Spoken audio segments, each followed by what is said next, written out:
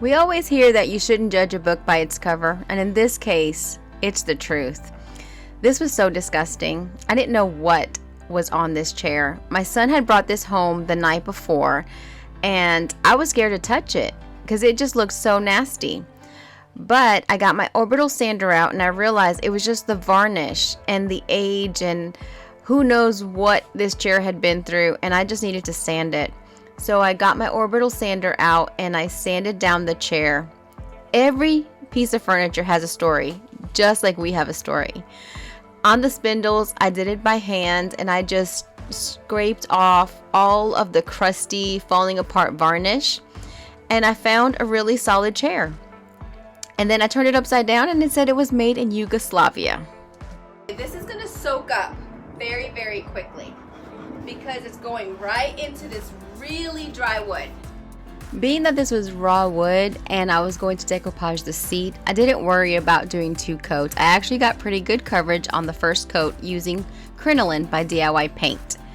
Now here's the paper that I decoupaged onto the chair. It's called Numbered Decoupage. It's by Roycycled. They're 20 by 30 long and they're 18-pound tissue papers. They're absolutely so amazing and easy to work with.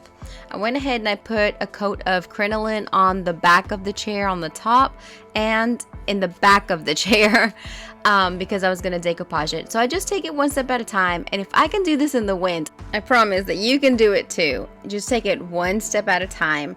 I applied DIY Paint's liquid patina. It's our decoupage medium, and I applied it a section at a time and then used saran wrap and to lay down the paper. I have several tutorials that you can watch on my YouTube and also on Facebook showing this in slower motion. So all you want to do is get your paper down and use that saran wrap to work it into the wood or furniture, whatever you're doing. Now, because I have spindles and I'm doing a chair, I took it easy and I just cut down the paper and worked with it one section at a time and went ahead and applied the liquid patina to the back of the chair.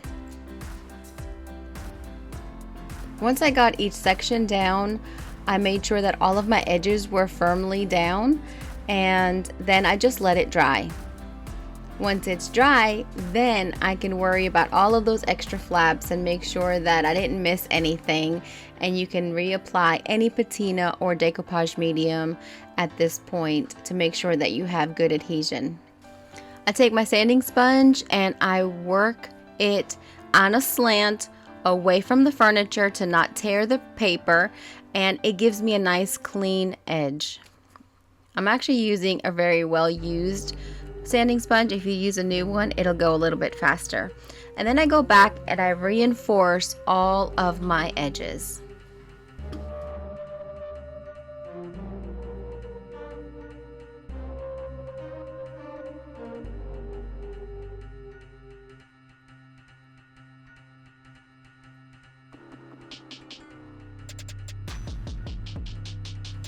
To paint the spindles, I'm using the Insider brush by DIY Paint, and I'm using black velvet. And see how I don't even have to use tape. The tapered edge on the brush gives me a really good solid coat, and I'm able to get in all of the crevices. And it's pretty much one coat coverage. I didn't have a blade, so I just used my putty knife to cut off the sections that were attached over the spindle, and then I go ahead and I seal those sections up with the liquid patina. And then I turn my chair upside down because that really is the best way to paint spindles or legs of a table. You just do that first and then turn it right side up, and then you can finish and get all the spots that you don't get. Or that you didn't get the first time.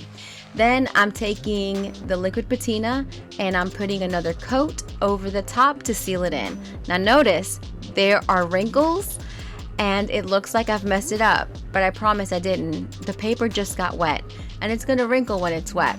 but once you leave it alone and let it dry, you walk away, it will stretch back out. So I brought it inside and I did the back of the chair. I went right over that hole, and once it was dry, then I take my blade and I cut out the part where the hole is, and then I seal that with the liquid patina to make sure that my edges are nice and down.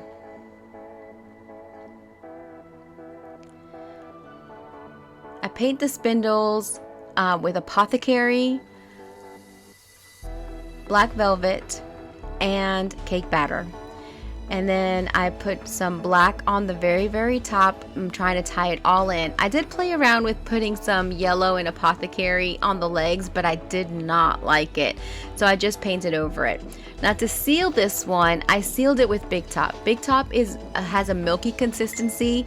It's a polyacrylic type top coat, but it's all natural and it seals clear, and it gives you a little bit of a sheen, like a satin finish, and I love the way that it looks, especially on black, but it really looks good on this chair. I just use an artist brush just because I had the spindles and I had so many spots, and I make sure that I get the top and all around so that I could have a really good solid finish. And here she is.